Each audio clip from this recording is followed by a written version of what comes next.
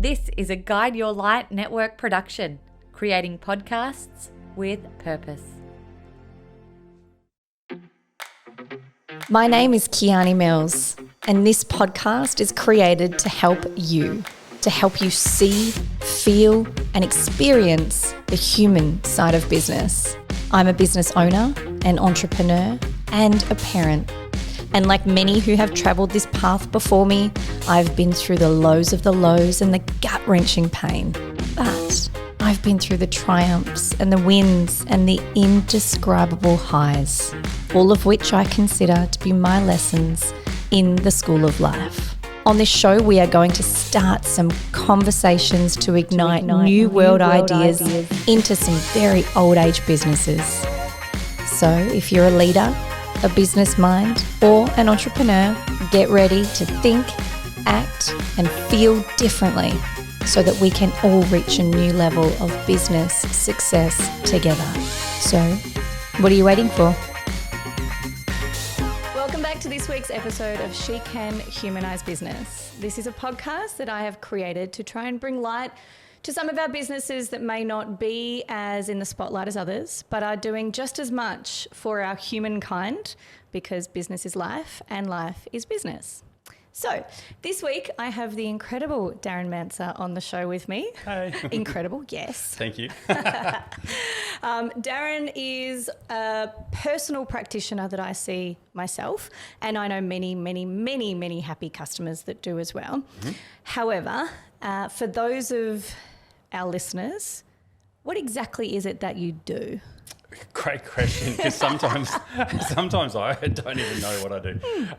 But realistically, it's like originally I was trained as a personal trainer, and I just loved helping people to get the most out of themselves, and was finding it was really nourishing my soul. But then it got to a point where I wasn't able to help some people with just lifting weights and moving stuff over there and up and down and whatever else. So then started studying natural therapies. And what actually precipitated me studying natural therapies was my sister had adult acne, and she went and saw a naturopath, and after 2 or 3 weeks of having porridge, oats, her skin cleared up, and I was like, holy crap, that's amazing. Wow. And then I wanted something to do that. And then literally 6 months later, I was studying natural therapies, naturopathic sports medicine. I was looking at magnets, lasers, acupuncture. Oh, magnets. We've used those before. Yeah, absolutely. They're fun. And it's, it was a phenomenal expose into health and well-being. And I was able to get some amazing results with some people and not others. And it was just a searching and a yearning to help as many people as I possibly could. Yeah. And then in the early 2000s, I discovered kinesiology. So ology means study of. So anytime you see ology at hospital or anything, it just means the study of. Yeah, right. And kines is movement. Pretty simple, hey? It's super simple. And this is where pathology. Ology means study of, and pathos is disease. So it's the study of disease. Cardiology, ology, study of, cardia is the heart. So a lot of the times when you hear Latin in the medical context, it actually tells you what it is if you know what the word bites are. That's really cool. Yeah, so now I specialise in applied kinesiology, and like hamburgers, there's many different types of kinesiology. I feel like we've used the analogy of a lasagna before. Oh, burgers are great. Yeah, see, I love analogies, and the reason why, like one of my idols and heroes is Dr. Carl. So Dr. Carl, hey, shout out to you. Like the guy off Neighbours? No. No, Dr. Kruzhelnitsky, the doctor that just remembers everything on Triple J and all the other radio stations. And he said, I could, if you're a genius and I tell you 1,000 words randomly, your recall might be 200 or 300 if you're a genius. Yeah. But even if you're very slow academically, I can tell you a story with 1,000 words, but your recall will be 700 or 800. So that really impacted me, and it's like I love stories, I love analogies. So I'm every client that I work with, I'm linking what I know to what you know. Yeah. So it's like, how can I tell you a story from your background that'll make you understand something really complex so easy? And that's one thing I really have picked up through working with you for a little while now. It's the simplicity. Mm-hmm.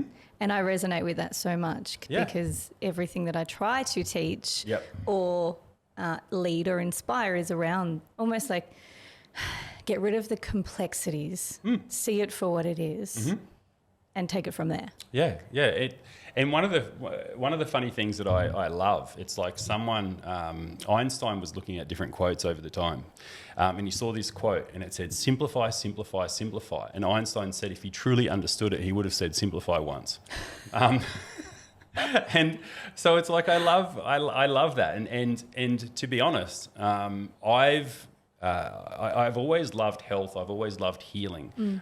My background when I've been unwell has been to see a chiropractor. So that was the lens that I was looking through, and I always wanted to be, but it just didn't work out geographically. And then a lot of the kinesiology is actually postgraduate chiropractic. So it's about aligning the body and making the body feel better without necessarily any of the manipulations. Yeah. And the whole point of this is to help people, we're a spirit living in a lump of meat. And the whole point of this is to make the lump of meat experience as easy and painless as we possibly can. Because in Buddhism, they talk about, life is suffering and suffering is life. And if we think about it through that lens, where in Buddhism, you'll suffer in direct proportion to the amount you haven't actually surrendered. Yeah. In Christianity, you'll suffer in direct proportion to the amount you haven't surrendered to God. And from my kinesiology lens, you'll suffer in direct proportion to everything that makes you test weak. Yeah, wow. Yeah, wow. That's just... landed in a different way, hearing it side by side with Christianity and Buddhism. Yeah, and this is where I find, getting back to your point about making things easy. I'm actually writing a book at the minute, and it's called Healing is Easy. Yeah. And the whole idea is to become empowered. A lot of the times we think it's something that I can't do. A lot of the times we go, I don't know how to do this. Yeah. And, what do we teach our kids? Or that the answer is outside of us. Correct. Where a lot of the times it's like, there's some very simple things that we can do that will empower us to get the most out of, this little meat vehicle that we're in, so that we can eliminate any negativity or anything that's holding us back, so that we can just feel better about who we are, and to give us better experiences. Because, So would you say that through the PT, and I'm taking it right back to the start, PT world was great for a purpose, but you found it limiting. Correct. Because not every experience of this meat suit life is proportionary to each individual. Well, and this is where I think a couple of things. One, I like to look at, I would consider myself to be a healer. I think everyone's a healer, but I've specifically gone out of my way to hone those skills and tools. But a person can walk into a room, specifically with a loved one or our kids, and we go, "What's wrong?" And it's like, "Nothing, I'm fine." And it's like, "Well, you're not. I know something's wrong." So it's like intuitively, we all have this intrinsic nature within us where we're healers. We always know when there's a disturbance in the force, so to speak. Yeah. With regards to being a healer, I like to think of it as a toolkit. So it's like every single one of my techniques that I have, it's just a tool in a toolkit. Now, what tool I use, to be honest, I don't care. I'm literally here to serve you. How can I serve you is something that I'll say, at times with people. And it's like, okay, so then I'm thinking about what's going on in their life and how my tools can add value to their life. So I just think any skill that you learn is a phenomenal asset to your toolkit. So with personal training toolkit, I was able to help many people, but then if there was a headache, what do you do as a personal trainer when there's a headache? When there's period pain, what do you do? When there's an emotional upset, sometimes training your ass off is great, but sometimes it's actually the worst thing you could actually do. And once again, there's a great saying about that. If the only tool you have is a hammer, you treat everything like a nail, and you just bash crap. Yeah. And that's where I would get everyone to think about it like an equilateral triangle. So an equilateral triangle is a triangle that has perfect equal sides, same degree of angle on each point. So one side of the triangle is structural. The other side of the triangle is mental emotional, and the other side of the triangle is chemical or nutritional. Yep. So this is where structural people will look at everything through a structural lens. So if you're a chiro, if you're a physio, if you're a massage therapist, if you're an acupuncturist, if you're a personal trainer, structure is the answer to all of your problems. Amen. Praise the Lord. Yeah. if you're a nutritionist or if you're a doctor or if you're anyone from the nutrition/chemical frame of mind, everything will be healed and looked at through that nutritional chemical lens. So true. And or if you're a life coach, if you're a psychologist, psychiatrist, counsellor, it doesn't matter what word we use. If you're one of those people, everything you'll look at will go through that mental emotional lens. Yeah, so true. Mm-hmm. So that's where I think the greatest practitioners look at the body, the mind, and the spirit.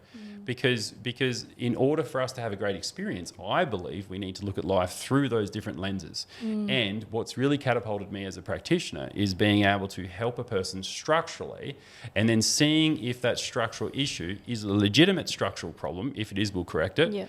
And or is that structural problem an emotional issue that we can then address, which instantly creates harmony within the body itself. Yeah, which was probably for me the most profound realization after coming to a couple of sessions with you was that naturally if I hurt usually it's my neck, if I hurt my neck, I would go to a structural or like a physical, like whether it's osteo or chiro or something like that to try and fix it. Yep. I then started bringing those things to you. Yeah. And we would lay down and we would talk about it. And there might be some mild manipulation through moving my body in certain ways of getting it to respond to questions. Yeah. And you touched on before the notion of testing weak. It really blew me away when I would walk in with chronic neck pain and tiring headaches and the right side of my arm not being able to function fully. And I would walk out pain-free and lighter, and my problems were the burdens were gone. And to me, that was the most fascinating part. But as you were then explaining the quadrants, I'm looking and going, okay, yep, physical, yep, emotional, yep. It literally ticked all three boxes with just laying on a table. And that's one of the things for me. It's like, as a tennis player, if you've just got a forehand, you'll be a sick player if the ball's always on the forehand side. But as soon as it's not, you're in trouble. So same thing as a practitioner. When there's problems in your wheelhouse, you will be the best thing since sliced bread. So that's been my search throughout my history is to have as many different shots in my repertoire, to have as many different tools in my toolkit. And I may not be able to use that very often, but that's what people are paying for as well. People are paying for the experience and that data that I have accumulated over the years. Yeah.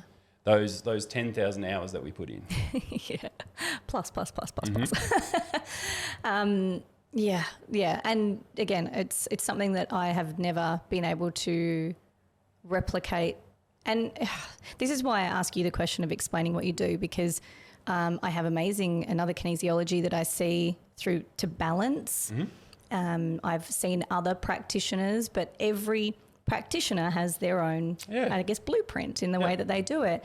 And I haven't yet met anyone like you. Thank you. Yes. No, thank you. And look, if you want to learn more about what Daz does, absolutely follow him and find out. But we're here today to learn, as far as I'm concerned, let's get some education under the belt and talk into a little bit. For me, I feel like the number one thing that jumps out at me is love and our quest for being the best version of ourselves that we possibly can. And in my opinion, if more of the world were leading from places of love, we would be a hell of a lot more civilized and the world would be a hell of a lot more evolutionized. And who knows? But I don't feel as though I've met anyone so far on my journey or path who is more simplistic in their nature and dedicated to the path of love in terms of enlightenment and the scale of consciousness and really embodying that notion in every moment and every thought and every being. And it shows in the way that you are and your presence and all of those kinds of things. So for our listeners who maybe think that I'm talking baffle and not really sure where I'm going with this, share your philosophy around living a life leading with love? Thank you. Thank you so much. Just incredibly humbled. The process for me is helping people in a kinesiology session back to balance. So the ultimate goal for me is to help a person to become centered within themselves. When we have that wrapped mind and we can't switch the mind off, for me it's we're defensive. And when we're defensive, the tailbone actually tucks under. There's a bone here in the skull that pulls down. 80% of the eye muscles are attached to this bone called the sphenoid, and it makes us have eye strain, can't think, etc. So when I do that correction on people, instantly their mind switches off and they're calm. So for me, it's like that's the state that we're aiming for when we're doing meditation or breath work or anything like that. That's the state, and literally it takes 5 minutes to get to. And then once I've helped a person to become balanced within a session, then it's like, well, what do I do now? How do I live my life? What do I do? And for me, it's really, really simple. So the greatest analogy or quote that I guess that sums it up for me is love everyone and everything, including yourself. So I love lists and I love helping to identify, for myself and also for anyone else that's willing to listen, things that bother us and or trigger us. So love everyone. So make a list of everyone you can't love, and that's where you start. Love everything. Make a list of everything you can't love, and that's where you start. And including yourself. Make a list of all the crap that you can't love about yourself, and that's where you start. So it could be, for example, I've got big ears, I've got a high forehead, receding hairline. God had to make me humble somehow. It's like, we're just going to give you these big ears in this lifetime, and you're going to have to deal with it. You can hear it extra well, I'm sure. Yeah. So it's one of those ones where it's like, this is the lump of meat that we've inherited. So the sooner you get on board of it and accept it and love this vehicle as much as you possibly can, then the easier life will be. And the thing as well for me is, the source of our happiness is actually an inside thing. And once again, an analogy that I'll tell my clients is it's like, I'm tired, I'm lethargic, I'm fatigued. No, you got 48 windows open on your computer and you've got outdated software. So let's close that attention that you have down on other people and things, and then let's do the best we possibly can to assist people with that. So just basically closing the tabs down so that we have more of our energy and attention on this very moment instead of it being divided with lots of different windows. It's so true. And the type of kinesiology that I do, it works on different systems. So as a lump of meat, as a human, we've got these different survival systems, and they've been inbuilt in us to help us to survive and get through life. So the first one is the fight or flight response. Then we've got digestion, then we've got reproduction, and then we've got the immune system. Now, there's other ones, but they're the four most important ones. Yeah. So when we're in the fight or flight response, it's holy shit, there's lions and tigers and bears. And what we do as survival of the species is put all of our effort and energy on surviving, so that when we're running away from a lion or a tiger, it's not the time to do it poo. And this is where you'll find people will have digestive issues when they're stressed. You're right. And then after that, it's like, when we're running away from lion or tigers, it's not the time to reproduce. Yeah. And, get hard, get wet, reproduce, and any of that. Yeah. It's like survive. Yeah. And so, Numb. absolutely. And then as survival of the species, when we're running away from lions, tigers and bears, it's not the time to heal and get better. Yeah. So that's where a lot of the times when we're stuck with poor digestion and or reproductive issues and or immune system issues that we can't heal, 99.9% of the time is we are surviving and we cannot get out of that stress. Yeah, wow. Hearing this, I'm only laughing because I'm like, I remember being in all of those all at once and remember how confusing it was. Yep. Because I said the word numb because I remember that. It was that there was no feeling other than doing and going. It was like this constantly sitting half ready to run out the door. Waiting for the saber-toothed tiger to come. Yep. And realising that, my digestion wasn't working. The thought of reproducing was nowhere near, even for fun, nowhere near the thought of my mind. And healing, like What is that? I don't have 30 seconds spare to even look at my feet or look at the sky, let alone working on shit. Yeah, exactly. And this is where it's really interesting because, there's immunity gurus out there. There's reproductive gurus out there. There's digestive gurus out there. And it's great. They all have a time and place. Yeah. And if your digestive guru helped and worked for you, that's fantastic. If they didn't, it may not necessarily be that they weren't the fix for you, but there was a higher order required, and that higher order was the fight or flight response and stress. Yeah.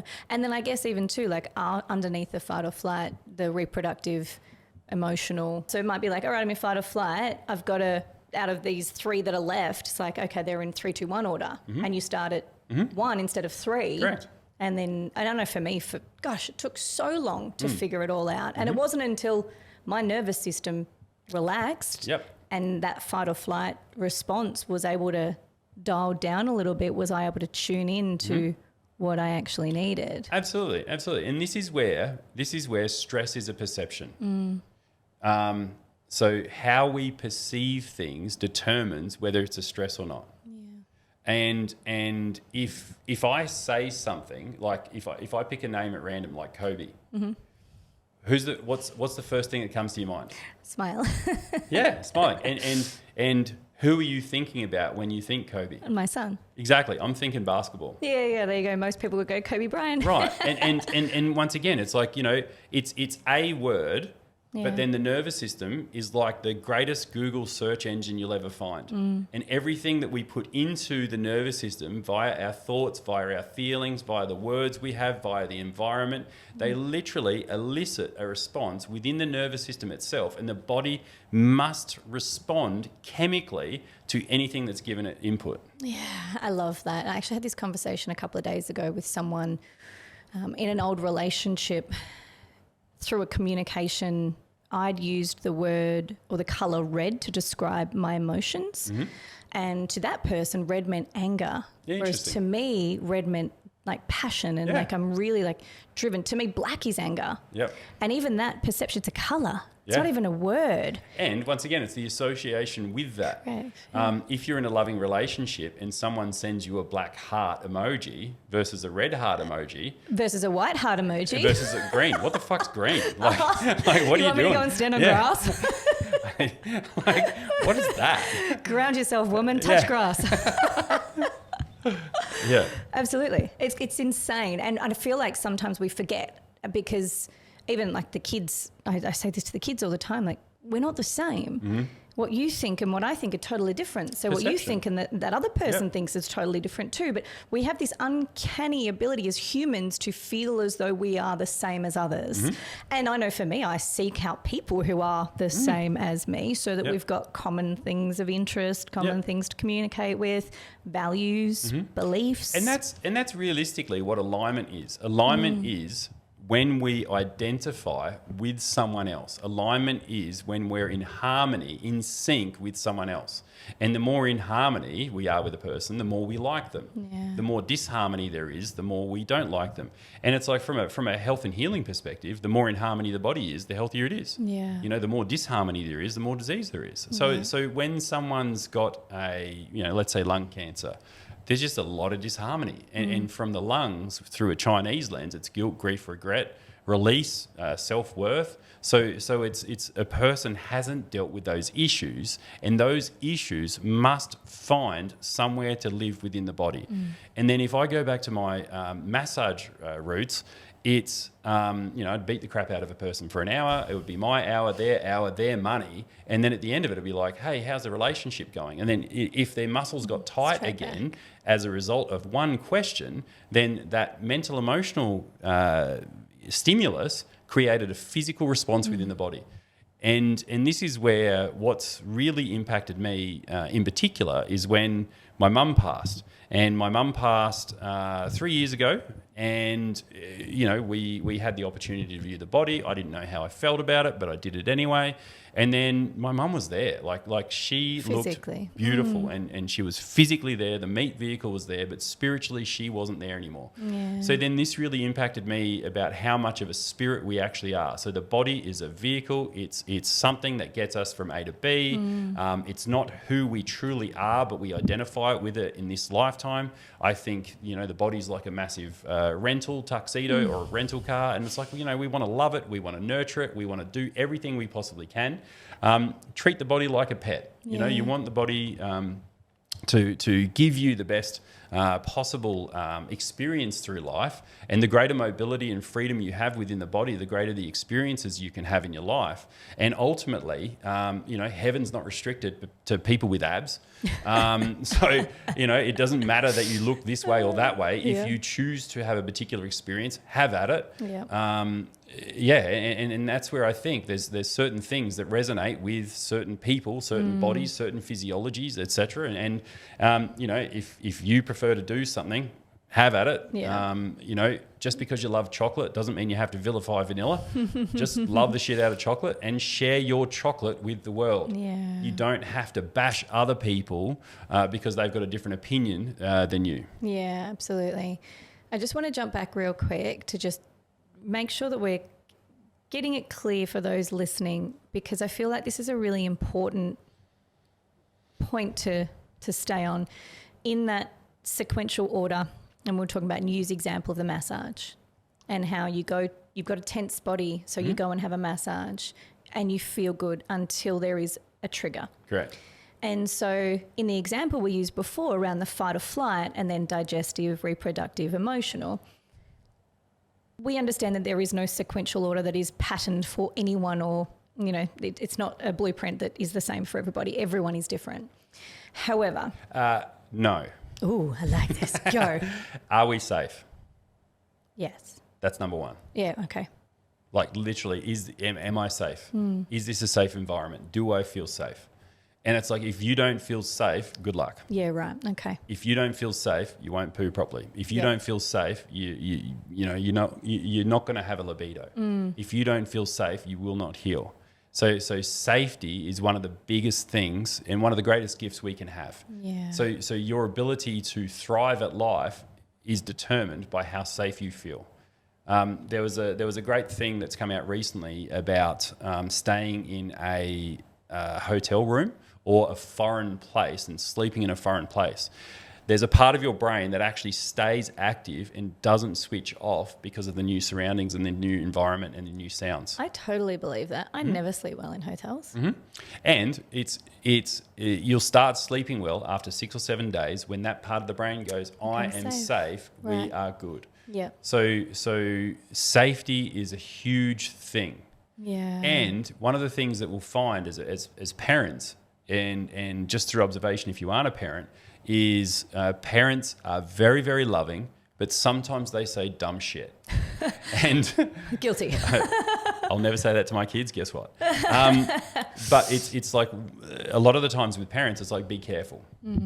Be careful. Yeah. Be careful. Yeah. And ultimately what the parent's attempting to say is, I love you and I want you to be looked after. I want to see you but again. we're saying, I want to see you again, but we're saying be careful. So then a lot of the times from a business/life perspective, we're now looking at life through that lens of be careful. So instead of being cavalier and reckless and or brave, we go, be careful. Maybe I shouldn't. And that's where I want to honour you for doing a podcast. Many people have the idea and not many people follow through. And the same thing with every single person that's listening here. Think about the different times in your life where you've actually done something in spite of that feeling. And it's like, when you have, congratulations, That's celebrate courage. that. And that's courage. And you mentioned the map of consciousness before, and there's a guy called Dr. David Hawkins. And Hawkins was a medical doctor and a psychiatrist. And he basically had a couple of spiritual epiphanies, found some kinesiology, and he's got this beautiful map. There's a phenomenal book called Letting Go, which I highly recommend everyone to read. I'll put the link in the show notes because it's a great place to start. Absolutely.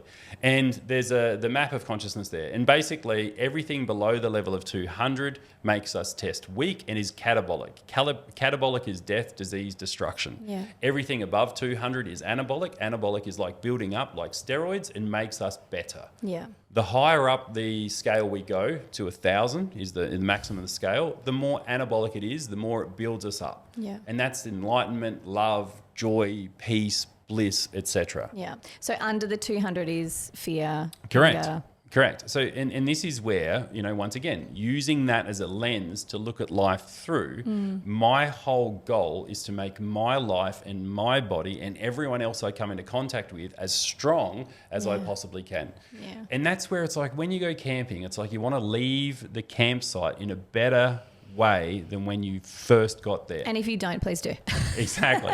And that's where I think exactly the same thing with people. It's like leave the people that you've been hanging out with in a better way. Sprinkle the fairy dust. Absolutely. Yeah. Leave them in a better state than when you first got there. Yeah. And whether it's just, making a comment, from your heart, and it must be authentic. Yeah. And if it's not authentic, don't do it. And it's not to receive it in return. No. And it's knowing it's the universal rule is given you shall receive. It's like I know doing good shit, I'll get good shit back. Eventually. Yes, but I'm not doing it. instant. I'm not doing it for that. Yes. But it's like the natural cycle of events is that my life will become richer and more abundant by becoming an abundant and more loving person. Yeah. Yeah, absolutely. I love that. And it's obvious in the way that you behave and in the work that we have done together. And it's, again, it's actually quite simple to do, but it is an inner journey. Yeah. It really is. Yep. But I really want to commend that point on making sure that we're not saying I love you to receive I love you in return. No. Not saying thank you to receive thank you in return.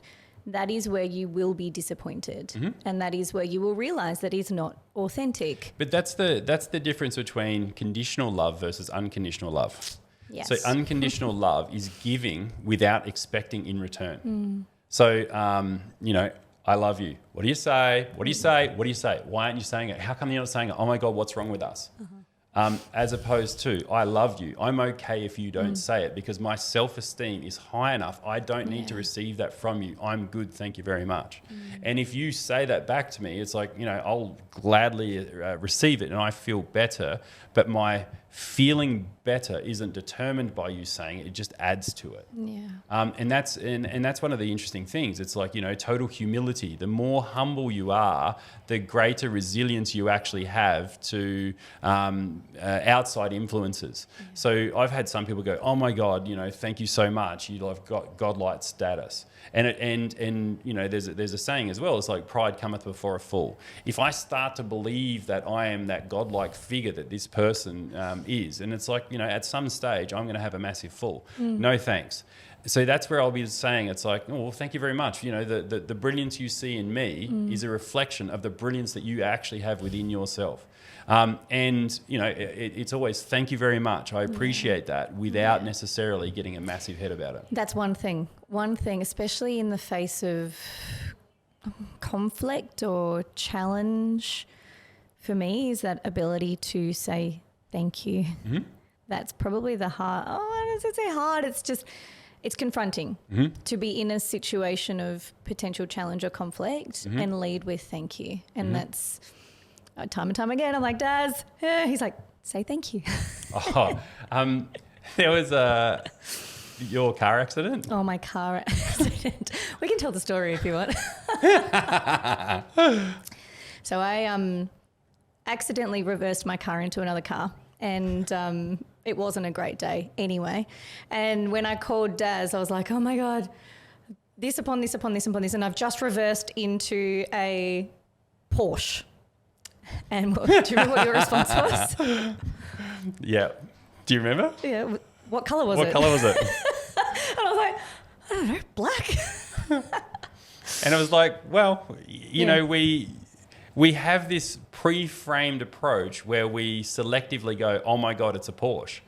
But why were you so selective with the Porsche-ness and not the colourness?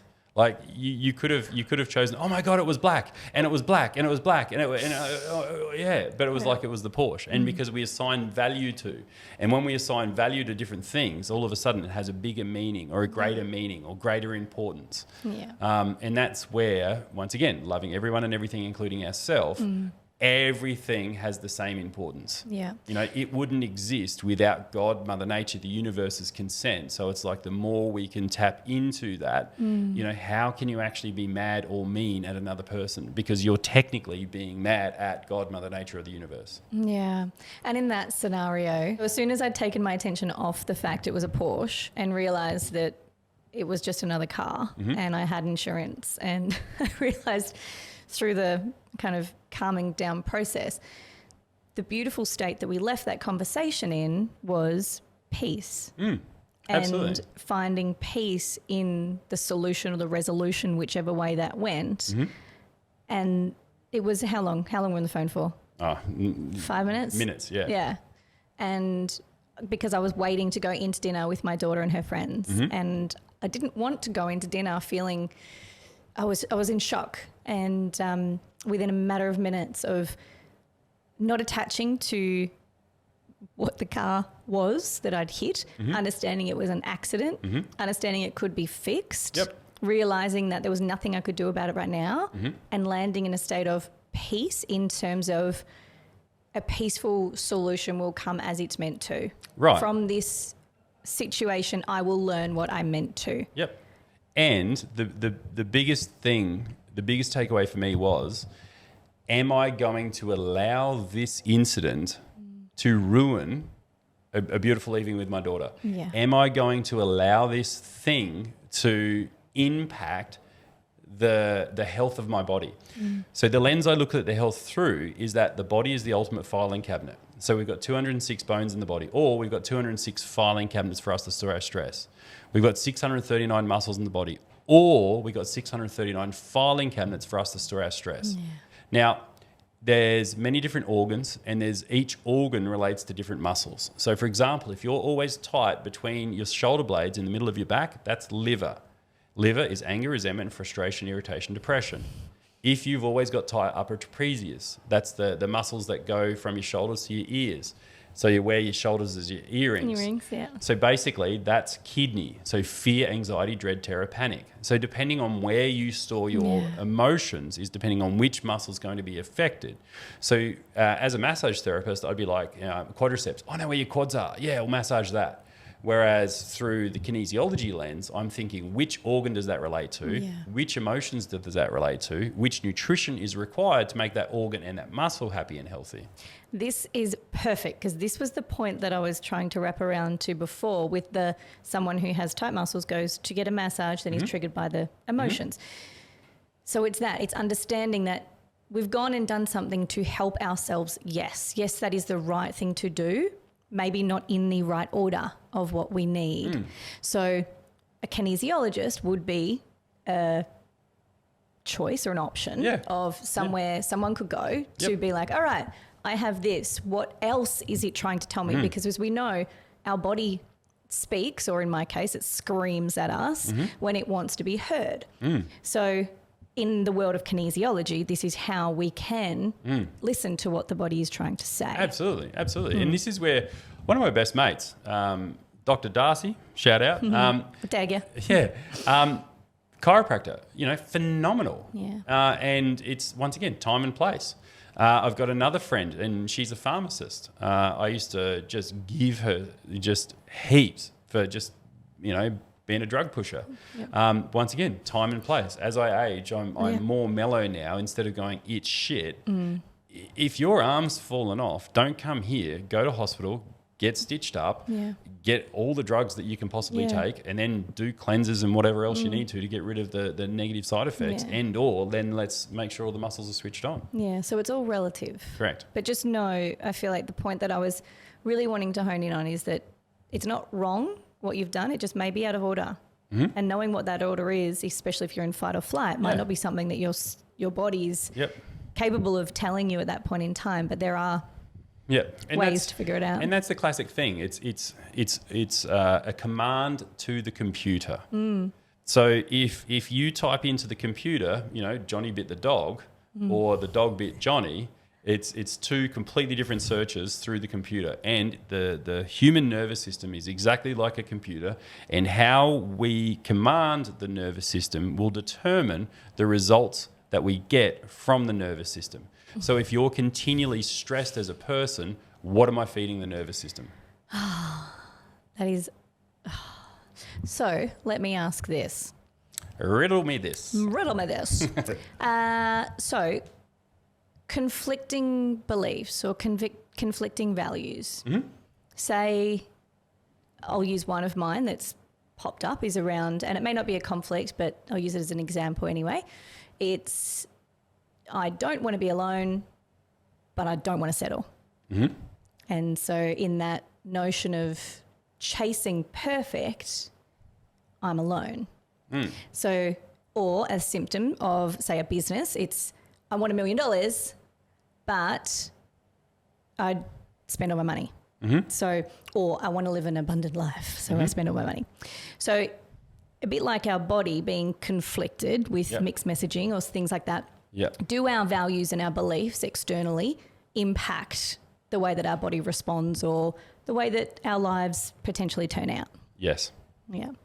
So what do we do about it? There's a part B to that. Right, I'll explain. Okay, if I have to. So realistically for me, once again, keep it as simple as you possibly can. So my financial advice / business advice for people is like literally spend today as though it's the last day of your life. Like literally spend everything. Yay! I know, right? And how good's that? And that elicits the child within us. And then the opposite end of that spectrum is plan as though you'll live forever. And then somewhere in between those two things is the actual truth. Yeah. Like no one knows when their expiry date is. Yeah. So I firmly believe in having as much fun as I possibly can, as much enjoyment as I possibly can, sharing the love, sharing the enjoyment as much as I possibly can in this moment. And because today literally could, I pray it's not, but today could be the last day that I'm alive. Yeah. So then I'm going to do everything I possibly can to have the greatest experience. And then I'll just keep doing that till the expiration date, and then I've lived a great life. And the cool thing with that, sorry to cut you off, is that through coming out of fight or flight or handling that, through getting our digestion sorted, reproductive sorted, getting our emotional state sorted, I feel like also when it comes to spending money, when I was very numb and in fight or flight, you talk about retail therapy, things like that, things tend to give me the dopamine hit that I was looking for a minute. Correct. And then as I went further through my emotional healing journey and became more in touch with my emotions and able to feel and experience, the things that I needed were definitely not as expensive, but definitely not as frequent either, because I was settled in who I was. So the basic needs of life was good food, good water, connection with friends and family, which might be dinners and things like that. So it swapped from the Gucci, the Prada, the expensive things to how do I create community and connection and nurture my body and nurture my brain and care for my children. What's really interesting is the similarity between the Gucci and the similarity between the meal with your friends is it all comes down to a feeling. So it's like, I don't have this, I want that. That's a great goal to have. There's nothing wrong with acquiring shit. There's nothing wrong with driving a nice car. There's nothing wrong with looking nice. There's nothing wrong with that. But it's like, what's the feeling that I'm after driving the Bentley? What's the feeling that I'm after driving a Porsche? Because it's not the car itself, it's the symbol and it's the feeling that you have when you're driving said car. And then, we can have, more altruistic goals, but it's once again, it's like, what's the feeling associated with that goal? Yeah. So for example, it's like, the higher up we go in consciousness, the more loving, caring and accepting we are. And it's like you don't necessarily need external things to validate who you are. You have that internal validation and you just love who you are. You love how you be. And one of my goals is literally to make people feel as loved as they possibly can be in the presence of this. Yes. And once again, let's bring it back to business. I look at my diary and my diary is not very full. People don't want this. And it's not me, it's the energy and the universe that I'm connected to. People don't want me because I'm it's gross. all vibrations. Correct. So if I look at my diary and my diary is full, people want this. It's not me, it's my connection to the universe that they want. And it's like, my vibration is strong, and then I can help to serve more people. So if your business and or your relationship and or your life isn't flowing the way you'd like it to, look at your connection with the universe and see where you can become a more loving, caring person to make a difference. And as you said, just starting with those lists. What are the lists about others? What are the lists about things? What are the lists about yourself? And 100%. you made a really beautiful little comment in there around being okay with just this. And that's the moment in time of sitting in that dark room all by yourself and being absolutely okay and happy and in love with what it is and who you are. Yeah. Which and is it's incredibly profound. And a lot of the times, let's say someone's overweight. If someone's overweight, I hate being like this. Well, clearly not enough to change. Yeah. The pain isn't enough. Yeah. So therefore, it's like love being fat. I can't ever love being fat. There's your problem. Yeah. So I always think, when in doubt, love more. When in doubt, give more. So if I'm quiet at work, then one of the things that I'll do is I'll actually give people more than they're actually here for, because the order of the universe is given you shall receive. So I know this person is the lucky recipient today. And how can I enrich everyone's life? And then before you know it, your life's turned around.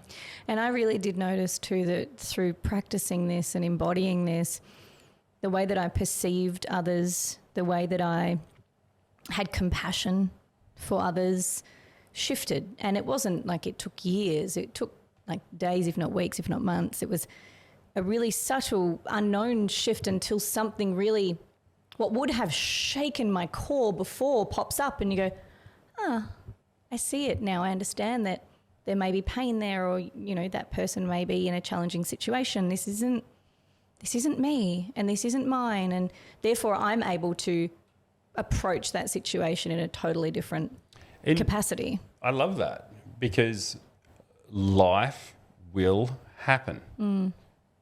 Yes, shit happens. Absolutely. You can't stop it. Yeah. And how I look at life is determined by how I receive life. If, oh my God, this is challenging. Oh my God, this is a big situation. Oh my God, this is massive. No, it's an opportunity. That's the one, the big. This is really big. This is big. This is huge. This is so big. Yeah. And then I need I have a person come into clinic, it's like, this is huge. This is massive. I've got this big issue with this person. No, it's an opportunity. Yeah. So instantly it's like we're not dismissing it, but we're saying this is an opportunity for you to learn and grow.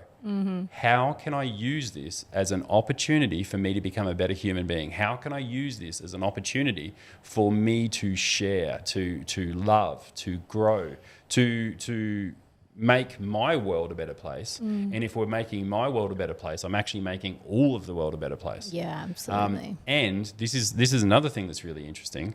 The world is actually perfect. A lot of people go, imagine if the world was perfect. It already is. The world is perfect for maximum spiritual growth. If it was this utopian thing where everything was perfect, then there would be no need for us to be here and there would be no room for growth. We need people to piss us off. Yeah. We need people to trigger us, because when they do, they provide us the opportunities to learn and grow. Yeah, and I feel like life is not linear. We're humans having a human experience. We all have an ego. We all have some empathetic notions, big more than others, but we all have it within us. And it's about the ups and the downs and who we are. And I think for a lot of business owners and humans in general, especially when it comes to things like feeling depressed and anxious, we get stuck in this notion of we're the only ones going through this and no one could ever understand, and, you know, what have I done to deserve this, and I'm alone, and all of those really intrusive and polarizing thoughts. But by practicing the notion of how can I be more loving in this moment, and bringing it down to a moment instead of a global viewpoint of life is horrendous, it's a stepping stone, right? Yeah. And you know, in Taoism, a journey of 1,000 miles begins with one step. Yeah. And there's so many of these different analogies that we have access to. Yeah. And it's like, you know, how do you eat an elephant? One bite at a time. It's like, you know, so whatever it is that you're doing, wherever you are, whatever trauma you're going through right now, just do one thing. And I just really feel like we're really fucking hard on ourselves. Amen. Cut it out. Amen. It's and I normally muck around and with I know, people. you've been quite serious today. I know.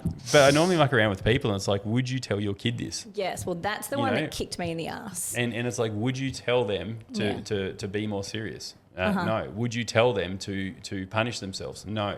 Okay, so why the fuck are you being such a hypocrite when you're saying, do as I say, not as I do? And it's like, all we have to do as a leader, as a business owner, as a parent, as anything, is literally be authentic to our words. And it's like, if you're saying one thing but doing another, you're a hypocrite. Absolutely. In my world, actions and words must meet. And I'm quite aware of people's behaviour. So when words and actions don't meet, that instantly, in my experience, is like, oh, distrust. Distrust. And so then as in a position of leadership and in a position of teaching other people or coaching other people in business and in life, it's if I am then not authentic and my words and actions aren't meeting, then what is it that I'm passing down the line just with children? As a parent, and this is why the analogy of would you say that to your daughter or your son is so fantastically polarizing for a parent, because it's like the nails on a chalkboard. It really is. And the first time you said it to me, I felt sick to my stomach because I was like, oh. I haven't been punched yet. No. But you know, it's shocking the nervous system. It's like, well, hang on a sec. Is this okay behavior? Hell no. Why the fuck are you doing it? Correct. And that's where it's like double standards. Absolutely. And for me, it's just, you know, treat people how you wish to be treated. It's so fucking simple. But also like to like an integral place of non-negotiable, because where people go, treat people the way you'd be treated, we've also got a really great ego that convinces us that what we're doing is the right thing to do and it's justified, and we're okay to be an asshole because they're an asshole first. And actually, check this out. One of my mates used to, in a former life, shoplift to teach people karma. Explain that. You can't. It's just the dumbest shit I've ever heard. And I'm like, dude, like, what are you doing? It's like, yeah, I'm just teaching them karma. It's like, no, you're not. You're using a spiritual principle that you didn't understand at that time to justify the dumbest act. So is the karma taught on the company that he's stealing from? Is that? Well, that was the intention. I'm going to piss Coles off by stealing a couple of grapes. Wow. And this is where it's really interesting, because all of a sudden it's like, you know, at what stage does your honesty and integrity end? Yeah. So, for example, it's 2:30 at night. There's a red light. No one's around. Do you drive through it? No. You don't. Okay. People do. I've been in a car accident. Right. And so once again, that's the lens you look through. Yeah. But I personally wouldn't do it because it's like I had a karate sensei years ago, and not that I did much karate, but one of the lessons that he really impacted me with is, can you do the right thing when no one's looking? No one's watching. And for me, it's like, you know, can I do that? Absolutely. Little things like, would you pick up a piece of litter on the side of the road if no one was there? There you go. And it's once again, starts with survival, starts with the base chakra, which is all about survival and procreation of the species, and then goes all the way up through the different chakras to the crown, where we're completely connected with the universe. So depending on what vibration and what frequency you are is depending on what emotions and experiences that you're having in life at this point in time. Yeah. And it determines what sort of success you're having in the different areas of your life. Whether it's relationships with lover, with kids, or business, it doesn't matter. It's all energy and it's all connected. Yeah, well, that's the beautiful point, isn't it? It is all energy. Even money is energy. It is all energy. Absolutely. And you mentioned before about the Gucci bag and all that sort of thing. So we're always chasing a feeling. And one of the biggest things that I find is repellent. I want a car. I want a house. I want $1 million. And it's the wantingness that actually repels it and pushes it away from us. Whereas we need to see ourselves as already the winner. We need to see ourselves as already the prize. One of the great analogies or stories that I love, and I love sports, so I look through that lens, but Pat Cash was an Australian that won Wimbledon. And one of his great quotes was, I had to become a Wimbledon champion before I won Wimbledon. Yeah. It's like the CEO mindset that you guys would have heard me talk about all the time. We have to mentally become a CEO before we can walk the shoes. 100%. And it's like, they, whoever they are, will pick up your fear. Yeah. And that's where it's like, go to a dog that's a bit menacing and then, present yourself. Allow the dog to come to you. You go and attempt to wrestle the dog. Good luck. It's going to bite you. Absolutely. And life is exactly like that. Present yourself to life.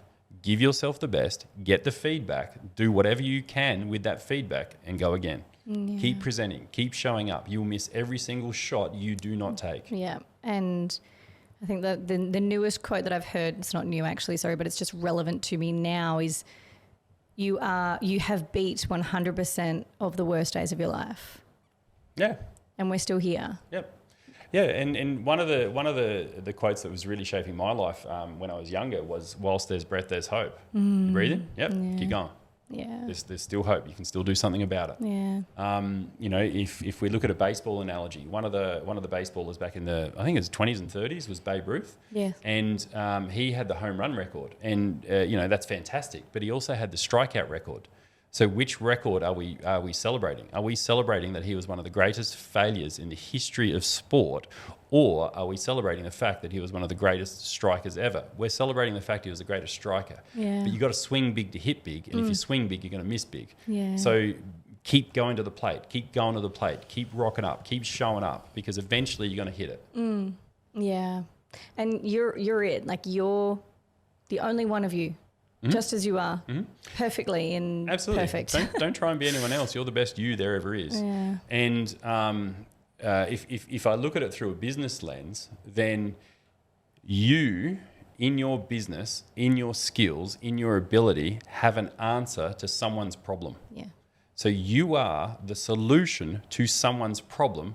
All you need to do now is find those people and solve their problems. Yeah. So then it comes to marketing. So with regards to marketing, it's the right message to the right person at the right time. Correct. So you can control the right message. You can control the narrative. Yeah. You can control the target audience and who you're doing it to. You can never, ever control the right time.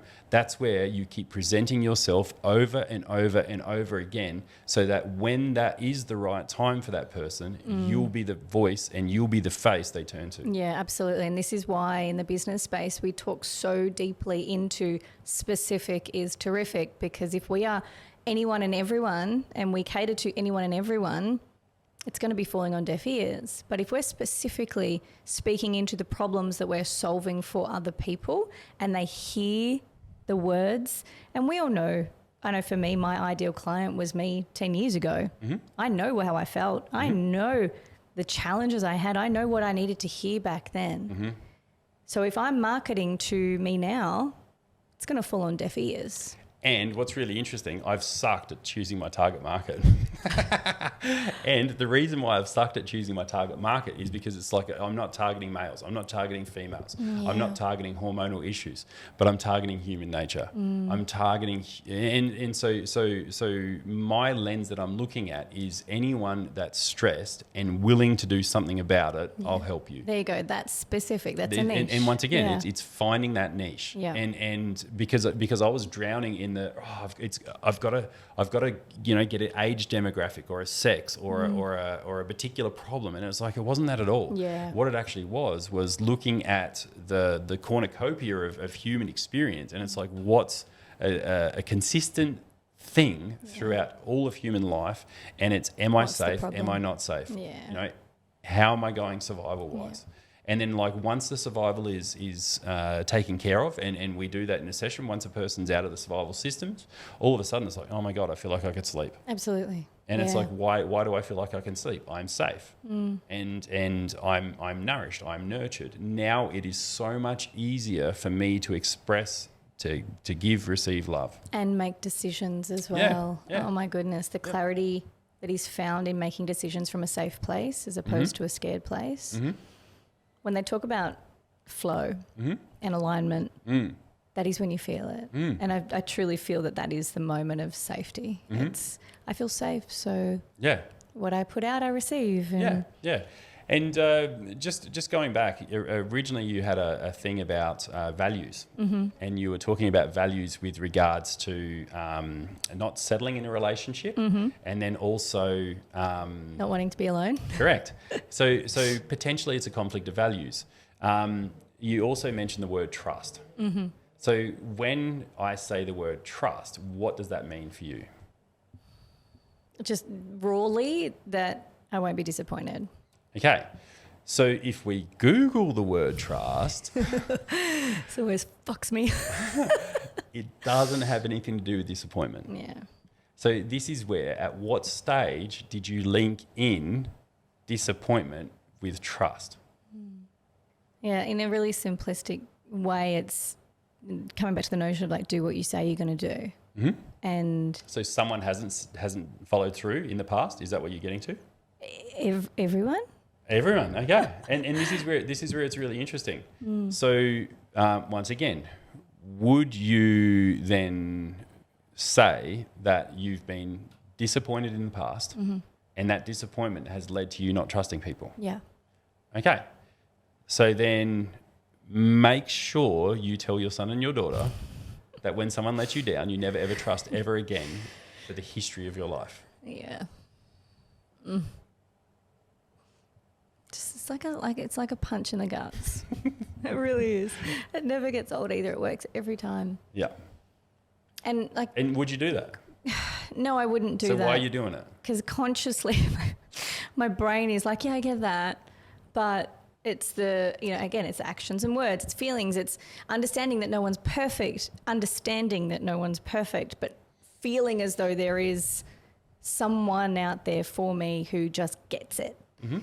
But there's that fairy tale notion of going, I know that's unrealistic. There are conversations that need to set boundaries, that need to, it's almost like a playbook or a rule book in relationship of understanding triggers and traumas, and there's so much more to it. But on the surface level above all of that important stuff is that very, very basic and generic, I can't trust you if you disappoint me.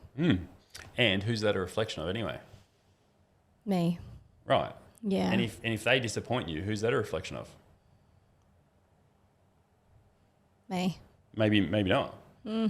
Like if they're disappointing you, it could be a reflection of them, it could be a reflection of you, but realistically, I look at a situation, I go, hey, could I have done better? No. Okay. Yeah. So if I couldn't have done better in that situation, I did my best. What would I tell my kids? Do your best. So I always feel like I get caught up in the what could I do differently, what should I do differently, instead of going, hey, it could be something about them.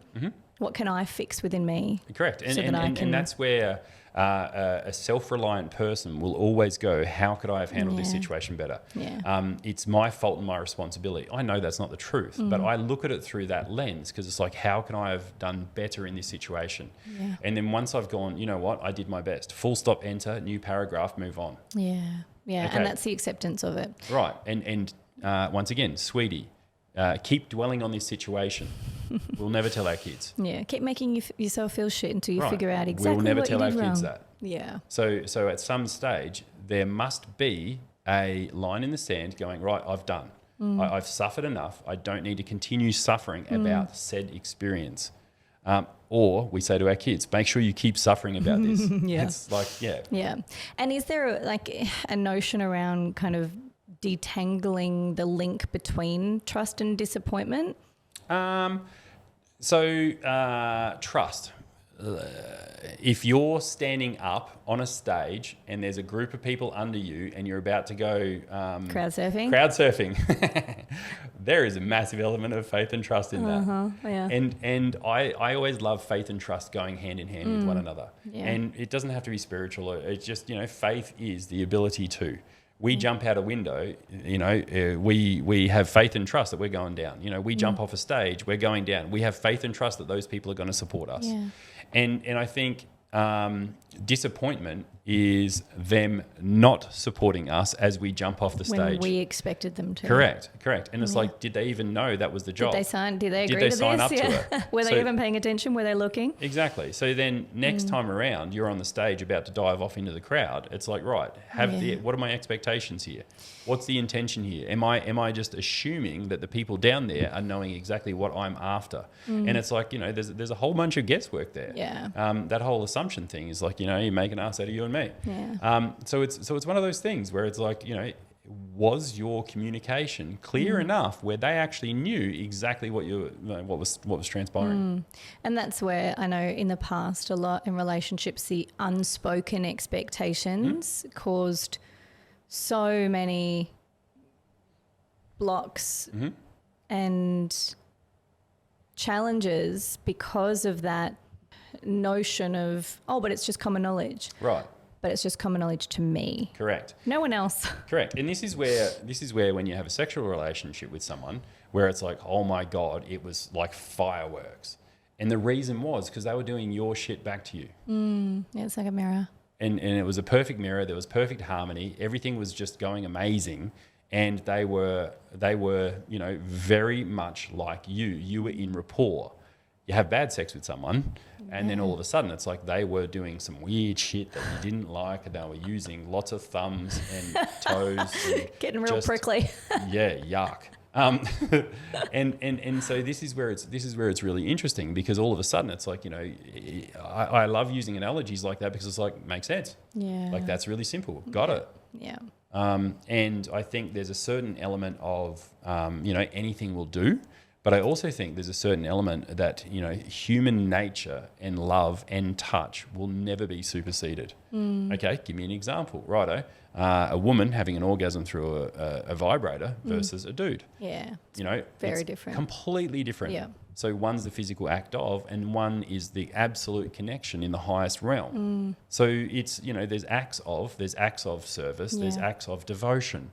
So when you're in business, you can just go through the act of the sale, or you can be totally invested in it and have this as an opportunity to change not only your life, but also that other person's life. Makes such a difference. And I think of sales, it's like, how can I add value to your life? And it's like, how can I help you to have the best experience you can? And when you have the best experience you can, I will be rewarded. Not a matter of if, but when. Yeah, that resonates so much. And it's just the little stories that we have in our heads. And I think the beauty in learning, especially myself, has been around realizing how many indoctrinated beliefs I'd picked up along the way that weren't actually mine, that I didn't actually believe in and didn't actually need anymore. And as simplistically of going, well, is that true? No, that's not true. And the question around the conflicting belief was, am I almost serving I don't want to be alone by not wanting to settle or being willing to settle? Am I giving this the fuel it needs to continue to be alone? Or am I just making sure that the decision that I make when I'm deciding not to settle is in the highest alignment of what I actually need? So it's not actually a negative, it's a positive. Once again, really simply, is there anyone you want to be with today? Not today. Okay, so it's okay being alone. Yeah. You come across someone that you like the look of, the smell of, the sound of, etc. Hey, how you doing? Yeah. It's being brave enough to have a swing. It's being brave enough to have a go. Yeah. And there's no delineation of time. It's like you just wake up and it's like, today I'm just going to be the best version of me I possibly can be. And if that turns out that I'm having an alone experience, I'm having an alone experience. Yeah. If I'm living from my heart, with my heart, then I'm doing heart-led things, then I'm not actually deficient in anything. And I'm going to be hanging around with people, places, events that are more my people, places and events, and I'm more likely to find said person that's going to resonate with my soul. Yeah, and that's where I've had questions over time by women who are like, I really don't want to be alone, but I feel as though by not wanting to be alone, I'm actually making myself be alone. And it's that current of repelling what it is that we really want because we're so fixated on not being alone. And then the polar happens where we go, all right, I'm happy not being alone. I'm happy in my independence. I'm happy on my timeline. And then it gets to the point where it's like, well, now I don't have space for anybody. So well, fuck. Yep. And it's finding that balance. And that's what life is. Life is about balance. Life's equally wave in as it is equally wave out. Yeah. And once we find that balance and harmony within ourselves, then we are more productive, like you were talking about with your values and conflicting values. So it's like we go all in on a goal, the rest of our life will suffer. Yeah. So it's finding that balance, that happy medium with all the different areas in our life where we are able to accept that which we do. Yeah, that's really beautiful. And there was something that I picked up along the way around, as we've spoken about vibrationally, intentionally, I guess alignment of a certain caliber. For me, I know that by putting in the action, aligned integral action, and then surrendering to the outcome, that was where I found the beauty. And then what was meant to come through came through. Because when I was so fixed on what that outcome had to look like, I got what I wanted every single time. But it's a bit like, I've seen this meme going around at the moment, and it's saying someone said to God, please, I need a cake, send me a cake. So he sent eggs, butter, flour, sugar. And the guy was like, the fuck is this? I didn't ask for that. I asked for a cake. It's like, well, no, you didn't. This is how you make a cake. Yeah, I love that. And it's a similar thing. It's like, well, if I'm attached to what that outcome is, especially when it comes to men or businesses, I get what I want every time. But it's not actually what I'm meant to have. It ends up being, it's taught me massive, massive lessons. But because I've been so attached to the outcome, I've been unclear, I've been unaligned, I've been unintentional, I've been probably running from my ego instead of my heart. And the whole notion of the point of it in the first place is totally lost. So for me, that little part of, take the action towards the goal you wish to achieve, but then let go of the outcome. And the book that Darren mentioned before by David Hawkins, Letting Go, let go of what we're expecting to come through, and you may get what you just asked for in the most beautiful and absolutely incredible way. And from a healing perspective, I have an expectation to win. I have an expectation to heal every person that comes in. It may not happen, but I'd rather see someone that goes, you know what, I expect a result today, versus it may take 35, 40 sessions, it may take 7 sessions. So the expectation is to win. The expectation every single time you hit that shot is to do a good job. Why the fuck would you make it? And that's the intention, right? That's it. I'm not shooting to miss. Why would you make a bad sandwich? Like, you're going to make a sandwich? Make a good one. So for me, the expectation is always to win. The expectation is always to do a good job. And when I don't, that provides the opportunity, not the challenge, the opportunity to grow, to learn, to experience better within this situation. Yeah. So the other thing is, it's like if you expected at some stage and you knew in your heart that you're going to get in the most loving, caring relationship you possibly can, what are you going to do? Yeah, let go. Exactly. And all of a sudden, it's like, I expect, trust and faith. There you go. And, ask and you shall receive. So you ask the universe and have the expectation and the intention that you're going to get into the most loving, caring relationship. The universe must provide what you've asked for. Yeah, whatever that may look like. Yep, I don't have $1 million. Guess what? You're going to get more. I don't have $1 million. You have that thought and that feeling that I'm already a millionaire, and the money will show up. Yeah. I love that so much. And I could definitely talk to you for hours. Is there anything based on everything we've spoken about? Now, I know there's been a lot, and from a very simplistic perspective, the action that Daz said at the start was around writing those list of things that you can't love or don't love, and learning to love them. Yeah. And not through force. Don't force yourself. Do it through a place of compassion. And what else? What other words of suggestion would you? I love the term instead of meditation. I love the term contemplation. Yeah, I love that. Because as a human, it's really freaking hard to meditate whilst I'm driving. Really true. And please don't try it. Exactly. As a human, it's really hard to do breath work when I'm having an argument. Excuse me. Well, it's so all of these different tools and tricks and hacks that we have, it's really hard to use those when the shit's hitting the fan. Yeah.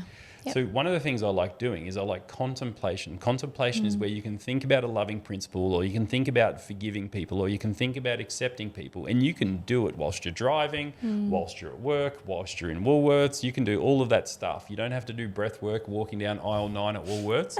You can, the supermarket. Start tapping in the middle of the... So you can contemplate just being a more loving, caring person. You can contemplate. And what does that look like for you? Exactly right. So then for me, it's like, love everyone and everything, including yourself. Contemplate that. Love everyone. So righto, it's like, look at that fat bit. Okay, that's not loving. Okay, and it's like you don't necessarily have to go back into the deepest recesses of your mind and your psyche and your soul. Or be so literal and go and apologise to that person by having a bad thought. Because they didn't know anything about it. But it's like, catch yourself. Catch yourself like a bird. When you're holding onto a bird, you're not holding onto it so tight that you're squeezing it, and you're not holding onto it so lightly that it flies away. Catch yourself in the act of doing dumb shit. Yeah. And it's like, and it starts with your thoughts. Absolutely. And once you've caught yourself doing dumb shit, don't judge yourself. Yeah. You've already paid the price for the dumb shit. Then you feel, oh my God, I've done it again. Yeah. Fuck, this isn't an opportunity to shame or why do guilt I keep yourself? doing this? So then you've got the original event, then you've got the guilt, then you've got the anger, then you've got the depression. So then all of a sudden it's a stack of things that you now need to overcome. Yeah. Instead of just one thing of going, oops.